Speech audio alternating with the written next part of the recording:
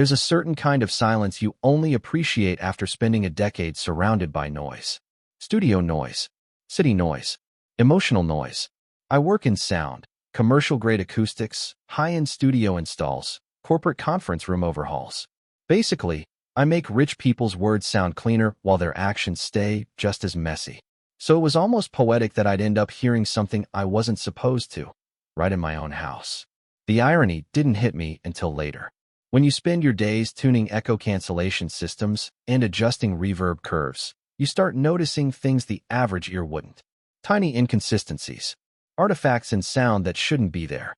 And when those inconsistencies start showing up in your home office, during your wife's Zoom calls, well, your brain does that thing where it shrugs, logs it, and keeps going. Until it doesn't. Her name's Tessa, 34, sharp, stylish, and self-employed in client relationship strategy, which is the polite way of saying she tells other companies how to be fake better. She's been working from home since the pandemic, and even though the world's mostly back to pretending things are normal, she stayed remote. Her clients love it. She says, "I bring calm to chaos." That was literally on her website, next to a minimalist photo of her sipping wine in an oversized sweater. Classy stuff. Anyway, a few weeks ago, I finished reworking our home studio/office with a new echo-canceling setup, my custom build. I was proud of it. It was subtle, clean, made to handle overlapping speech and low-end muddiness without compression artifacts. I even wired the panels in her office so she could record podcast interviews with her so-called clients without sounding like she was talking from a tin can. I figured I'd score a few husband points, too. You know, "Look what I made you, babe." That sort of thing.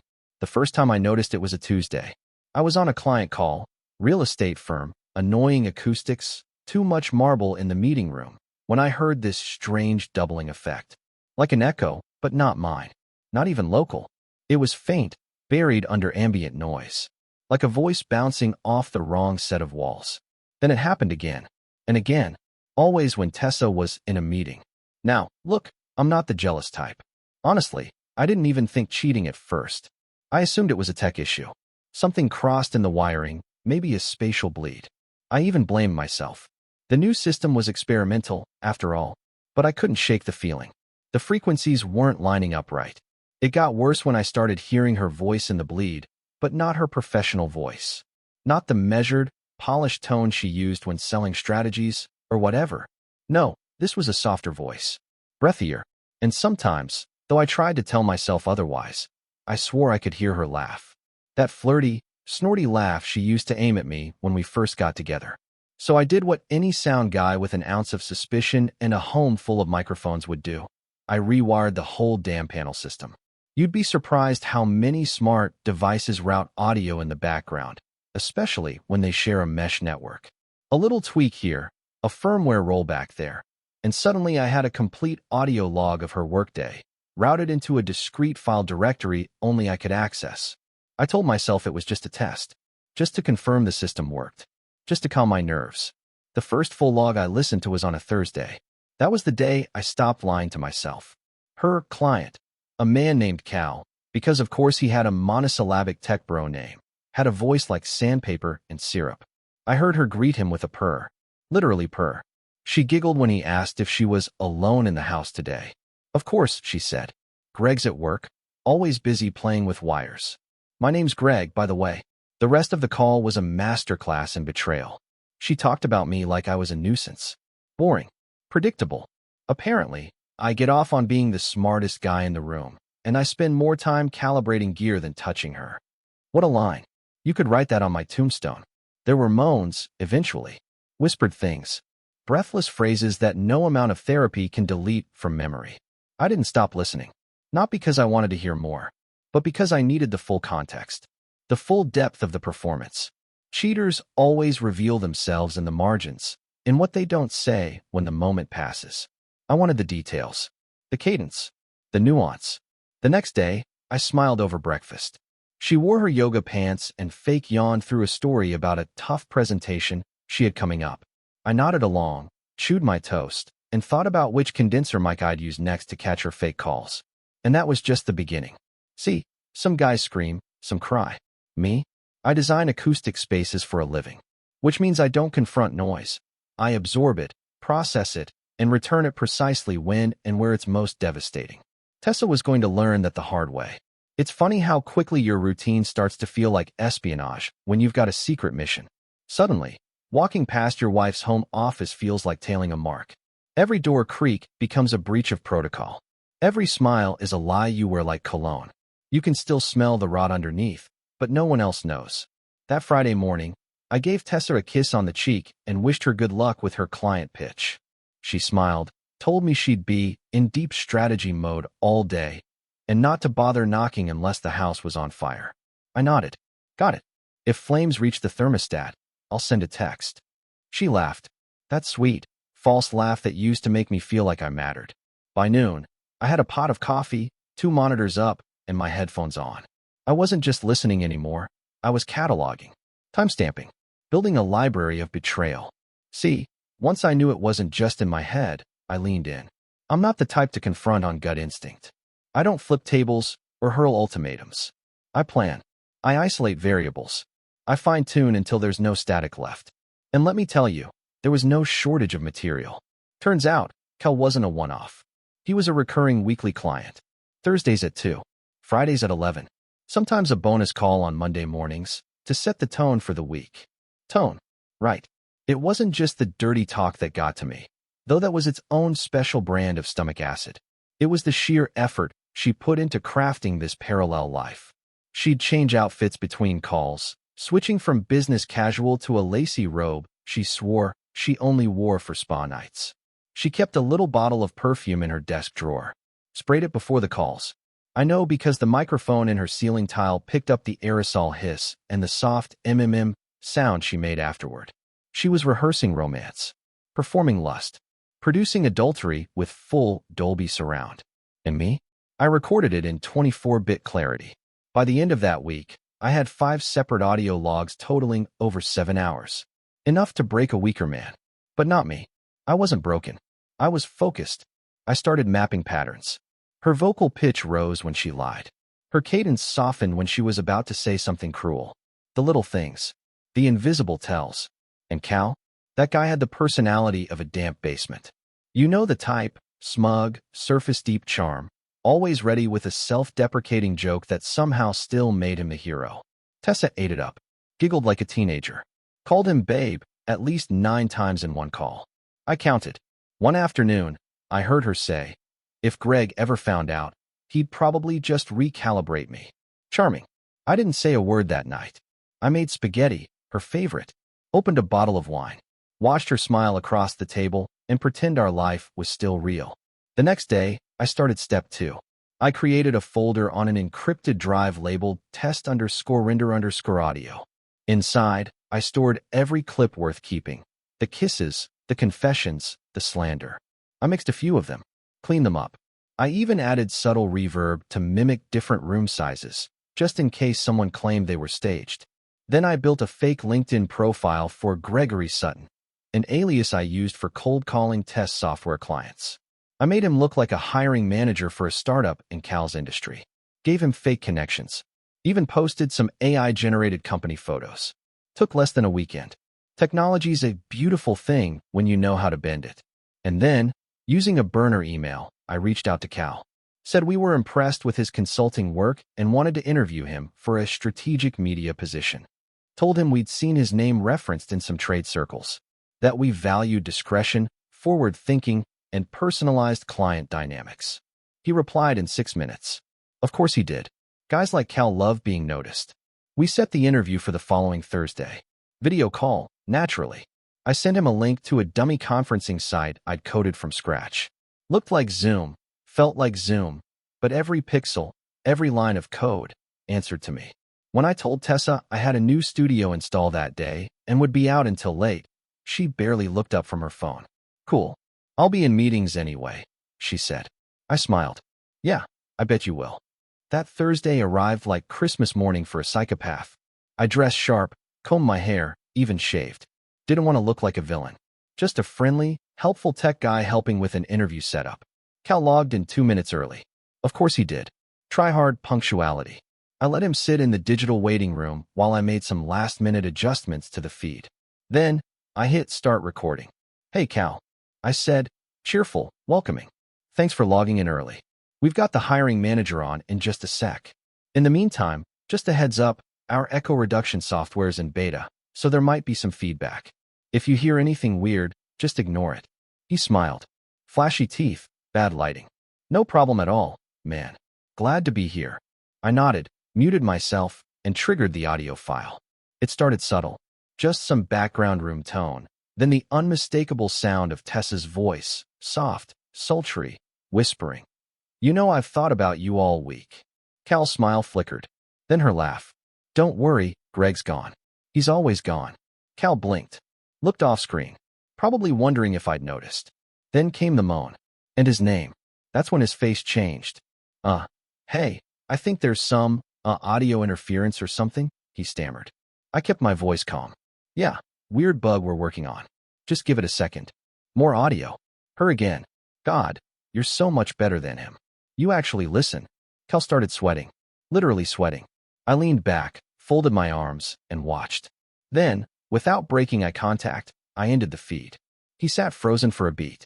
Then the call disconnected. I didn't need to say a word. That night, Tessa asked me how my install went. I told her it was loud, but enlightening. She didn't get the joke. But she would. Because I wasn't done. Not yet.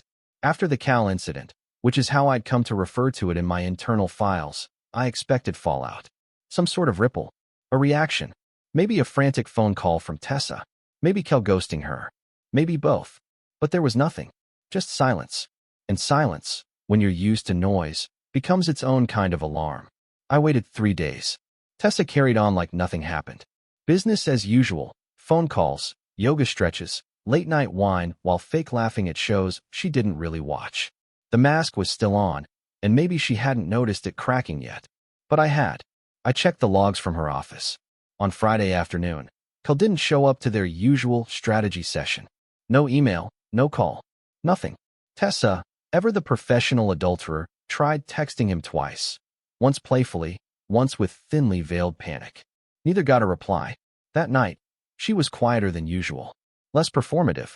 She picked at her dinner, said she was tired, and went to bed early. I stayed downstairs, sipping whiskey and listening to the raw audio of her most recent conversation with Cal. I slowed it down, replayed her voice on loop, watched the waveform like it was her heartbeat. It wasn't guilt I was looking for. It was rhythm, routine, familiarity. But it was unraveling. The following week, her texts got bolder. I saw them through a mirror app I'd installed months ago, back when I was just testing device sync. Her phone, her laptop, her tablet, all synced through our network. All transparent to me now. Tessa sent Cal a voice note. Hey, I don't know what's going on, but if this is about the call last Thursday, let's just talk about it, okay? I thought we were on the same page. You were, I thought. Until I rewrote the script. A day later, another note. Shorter. Angrier. If this is about him, he doesn't know. I swear. Don't blow this over some weird coincidence. Now, that was interesting. By Thursday, she stopped trying. I watched her delete his contact. The kind of final gesture that doesn't actually erase anything. The digital equivalent of sweeping glass under a rug. That night, she came to bed early. Cuddled closer than usual. No words. Just that quiet, desperate cling of someone trying to forget the sound of their own guilt. I didn't flinch. I didn't speak. Let her marinate. Let her wonder. But I wasn't done. You don't just burn one bridge and call it justice. You pave the road to the whole damn city and watch the traffic jam behind you. So I moved to phase 3, the exposure. The beautiful thing about betrayal is that it rarely lives in isolation. Adulterers have patterns.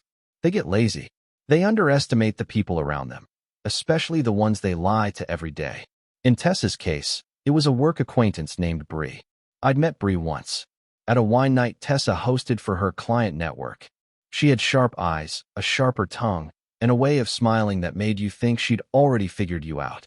I liked her immediately. More importantly, I remembered the way Bree looked at Tessa, not like a friend, but like someone who knew things. Someone who held secrets like playing cards, close to the chest, but ready to lay them down when the pot got big enough. So I messaged her, anonymously at first, then from a dummy account linked to a fake legal firm.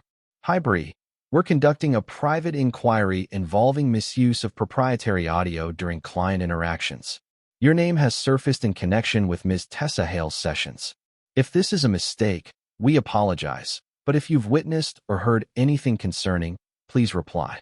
Confidentiality guaranteed. It took her 2 hours to respond. She replied, "Depends. What kind of misuse are we talking about?" I didn't even have to push. She followed up 5 minutes later with, "I've suspected something was off with Tessa's calls for a while now. I'm in." That was all I needed. I sent Bree a zip file. 4 audio clips. Just enough to paint the picture. Not enough to be legally actionable, but plenty to destroy trust. Alongside it, a suggestion: listen closely, especially to what she says about client intimacy. Then decide how close you want to remain to her. Within a day, Bree had unfollowed Tessa on every platform. Within 2, Tessa was pacing the kitchen, muttering about false rumors and jealous people. She called Bree twice. Got voicemail both times. I kept stirring the pot. Another file went to her boss's personal assistant, the one who books strategy sessions for Tessa's firm's clients. A little audio, no context, just Tessa saying, "It's not about what the client wants. It's about what I let them think they need. Control is part of the package." That clip had range. You could interpret it 10 different ways, none flattering. By Friday, Tessa got an email. I watched her read it from across the room. Her mouth flattened. Her shoulders tensed. She slammed her laptop shut and muttered something about miscommunications and scheduling issues. I just sipped my coffee. "Everything okay?" I asked. She gave a brittle smile. "Work drama. You know how it is." "Oh yeah," I said. "People can get so messy." She didn't answer. That night, she didn't drink wine, didn't scroll her phone. She sat in silence, pretending to watch TV. But I could feel the static in her bones, like a bad frequency just beneath the skin. 2 days later, I got an alert on my burner account. A new voicemail had arrived, left at 2:13 a.m. It was Tessa, drunk, slurring. "I don't know what happened. I think he knows. Cal won't talk to me. Bree's frozen me out. Everything's falling apart. I didn't mean to. I needed to feel something again. He's always working, always gone. I thought I could manage it. I thought I could control it. But it's all messed up now. I messed it up. God, I'm so..." End of message. I stared at the waveform on the screen. A confession. Not forced. Not coerced. Just raw panic dressed in honesty. I saved it. Tagged it. Backed it up 3 times. This was the final piece. The last nail. Because now, when she finally decided to play the victim, when she tried to claim harassment, or setup, or emotional manipulation, I had the real story. Her voice. Her words. Her downfall, spoken into the void. And I was going to make sure someone heard it. The beauty of building soundproof rooms is that no one ever hears you coming. And by the time they do, it's already too late. Monday morning, Tessa poured her usual oat milk into her smoothie and made small talk about weekend errands. I asked if she'd heard from Cal. She flinched, just for a fraction of a second, blinked, smiled too tightly, and said, "Not really." "Strange," I said, sipping my coffee. He seemed so consistent. She didn't reply, just glanced at her phone, pretending she had something urgent. I almost felt bad. Almost. But see, once someone willingly burns down the house you built together, they don't get to flinch at the smoke. And now, it was time to bring the flames. That week, I finished editing what I called the broadcast. It was a 10-minute cut of her affair, carefully clipped, surgically layered, and mastered to perfection. I wasn't just dumping dirt. I was crafting a narrative. I led with a quiet moment, Tessa's voice, soft, saying he'll never know, then gradually escalated into more damning snippets. The laughter, the bedroom talk, the cold commentary about me. He gets excited about cables. It's like sleeping with a podcast. Classy. And then, at the 5-minute mark, the piece de resistance. Her drunken voicemail. Raw. Sloppy. Real. I messed it up. God, I'm so click. NQ. I added subtle reverb behind the track. Just enough to give it that confessional aura, like she was whispering her secrets inside a church that no longer took prayer requests. I set the whole thing against a rising ambient hum. Sound engineers call it psychoacoustic elevation. Makes the listener feel like something's building, even if they don't know what. It's tension, disguised as curiosity. When I was done, I tested it on a set of headphones I knew she used. Volume perfect. Clarity pristine. Then, I built the trap. Tessa's company hosted a monthly remote client impact call. a video webinar they streamed to their entire consulting network. She usually presented on strategy, trends, and deep client alignment. This month, she was listed as the keynote. You see where this is going. Her laptop, her audio feeds, her browser bookmarks, all of them were now little puppets in my show. And she didn't even know I was holding the strings. The night before the big presentation, she was unusually affectionate. Maybe it was guilt. Maybe she just missed being the center of attention. We had dinner. She laughed at my dumb joke about our smoke alarm being better at intimacy than she was, not knowing how close to home I was hitting. That night, she kissed me and said, "I'm glad we're still okay." I smiled. We're getting there. The next morning, I left early.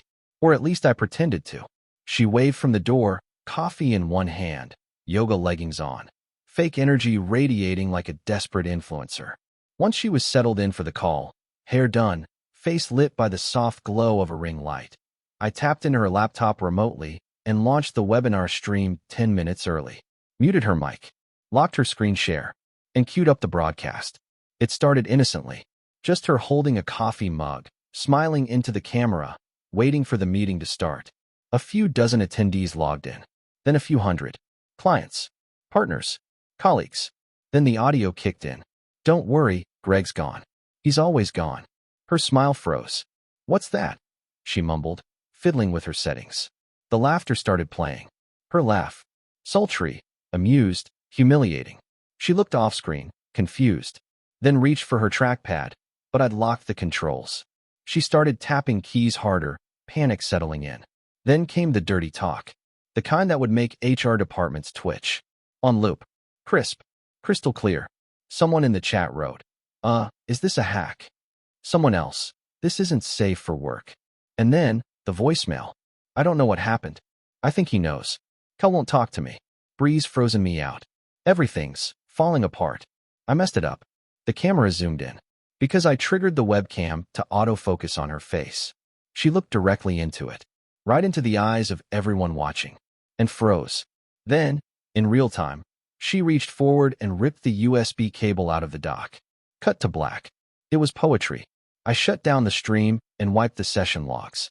37 people had screen recorded it. I knew because I embedded a tracking watermark into the audio. I watched the video surface on private Discord groups later that night. Then Reddit. Then LinkedIn. The caption? "Client alignment gone wild." The next day, Tessa didn't leave the bedroom. I brought her tea. She looked up, mascara smudged, voice a whisper. "Did you see what happened?" I nodded solemnly. Must have been some kind of breach. She studied me, looking for guilt, traces of anger, anything. But all she found was silence. "Greg, if I ever did something that..." I cut her off gently. "I've got a call. Let's talk later." And I left her there. Alone. Crumbling. No audience left to fake it for. Because I wasn't done yet. There was still one more performance left. If you've ever watched a building implode in slow motion, you know there's a moment just before it falls. That split second where everything holds its breath. That's where we were now. Suspended. Tessa wasn't collapsed. Not yet. But the cracks had spidered across every part of her world. The support beams were groaning. And I was the guy holding the detonator, sipping tea. That morning after the broadcast, she didn't come downstairs. No smoothie. No oat milk. No pretending. Just radio silence. I left her alone. Let the weight settle. Around noon, I heard her door creak open. Her steps were slow, cautious, like someone expecting to find glass shards on the floor. She didn't say anything at first. Just stood in the kitchen, one hand gripping the edge of the island like it was the last stable thing in her life. I turned from the sink. "Hey, you sleep okay?" Her eyes were red. Not from crying.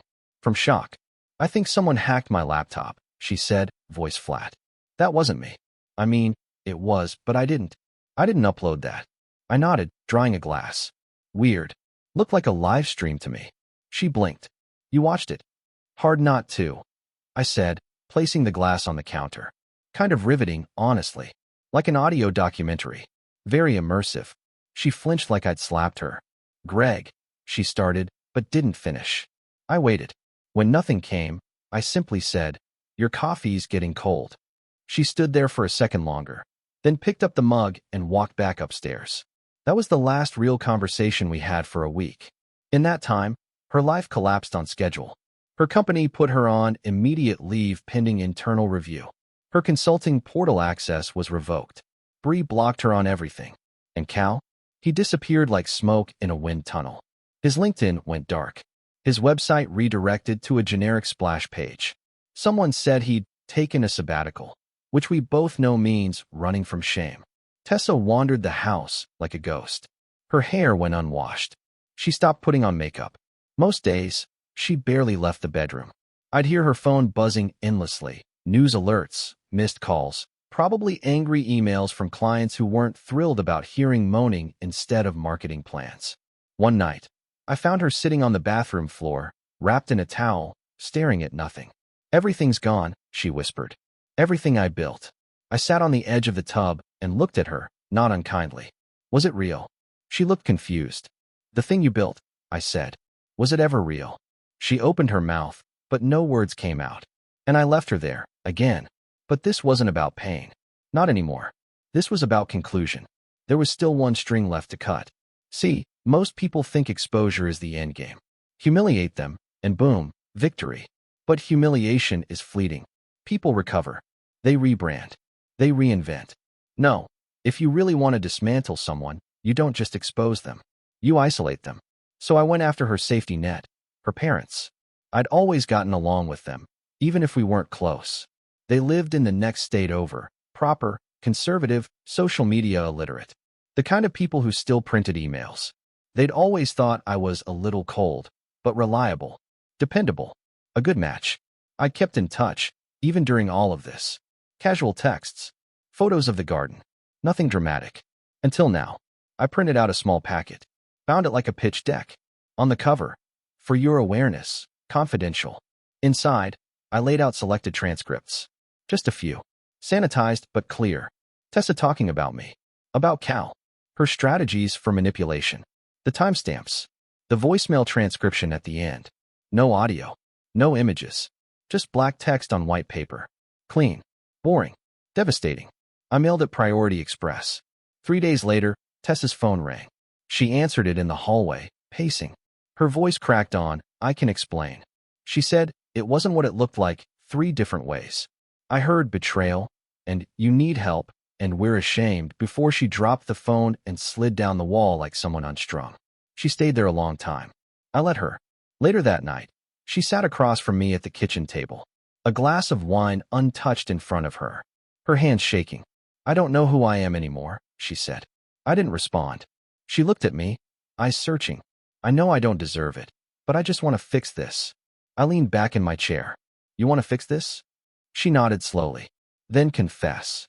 She blinked. "What?" "Go public," I said. "All the way. Not just a PR statement. Record a video. Own it. Say exactly what you did, who you hurt, and why."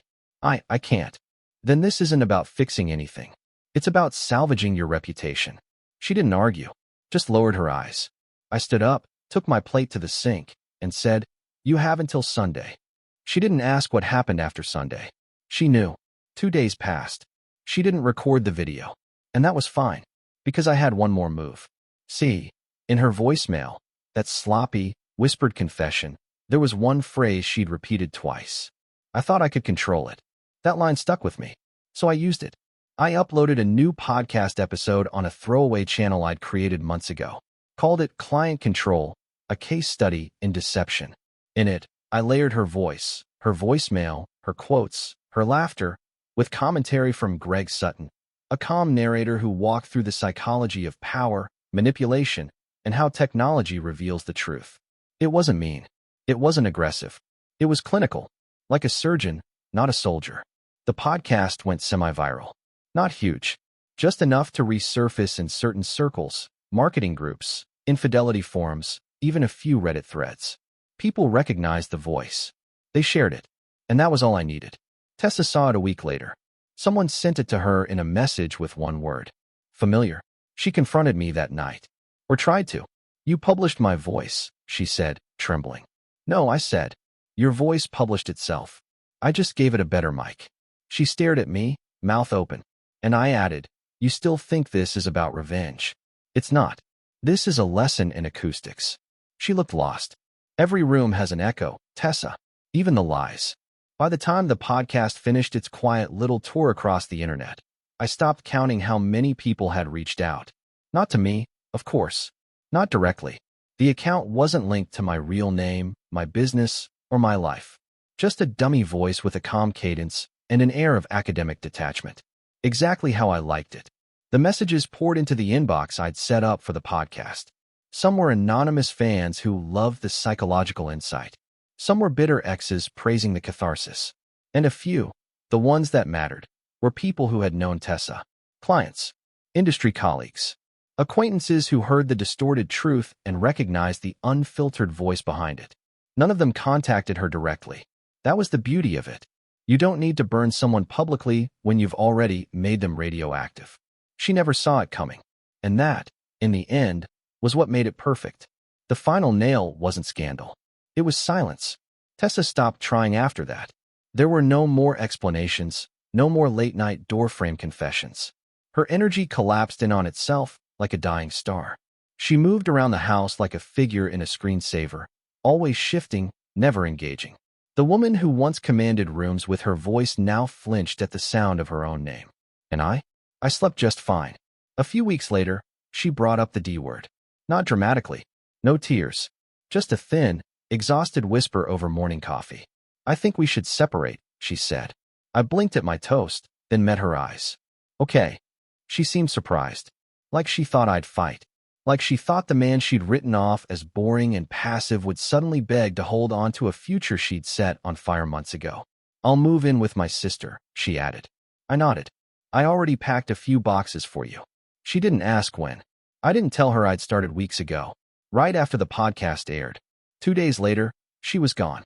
She left behind a ring, a toothbrush, and the faint smell of whatever perfume she used to wear for Cal. I boxed them all, taped the lid, labeled it artifacts. That weekend, I deep cleaned the house.